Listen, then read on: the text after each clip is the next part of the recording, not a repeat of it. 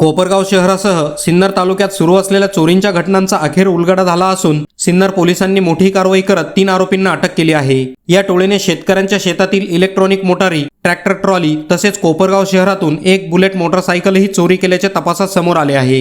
मिळालेल्या माहितीनुसार कोपरगाव शहरातील निवारा परिसरात दिनांक 6 मार्च 2026 रोजी रात्रीच्या सुमारास मोटारसायकल चोरीची घटना घडली होती। या घटनेचे सीसीटीव्ही फुटेजही समोर आले होते, ज्यामध्ये तोंड बांधून 3 संशयित इसम हातात कोयते घेऊन मोटारसायकल चोरी करून नेत असल्याचे दिसून आले होते। या प्रकरणी कोपरगाव शहर पोलीस ठाण्यात अज्ञात इसमांविरुद्ध गुन्हा दाखल करण्यात आला होता। दरम्यान सिन्नर पोलिसांनी तपास करत सापळा रचून संशयित आरोपी नामे निलेश दत्तू सोनवणे, वय वर्ष 34, राहणार ब्राह्मणवाडा, तालुका निफाड, रवींद्र प्रभाकर धोकरट, वय वर्ष 27, राहुल विलास गायकवाड, वय वर्ष 23, दोघेही राहणार सोमठाणे, तालुका सिन्नर यांना अटक केली आहे। चौकशी दरम्यान आरोपींनी सिन्नर परिसरात शेतातील इलेक्ट्रिक मोटारी चोरी केल्याची तसेच कोपरगाव शहरातील निवारा परिसरातून बुलेट मोटारसायकलसह चोरी केल्याची कबुली दिली आहे। तपासादरम्यान आरोपींकडून अंदाजे 3,17,000 रुपयांचा मुद्देमाल जप्त करण्यात आला असून त्यामध्ये ट्रॅक्टर ट्रॉली, इलेक्ट्रिक मोटारी, मोटार मशीन, मोटारसायकल व रोख रकमेचा समावेश आहे। या गुन्ह्यातील काही आरोपी अद्याप फरार असून त्यांचा शोध सिन्नर पोलीस घेत आहेत।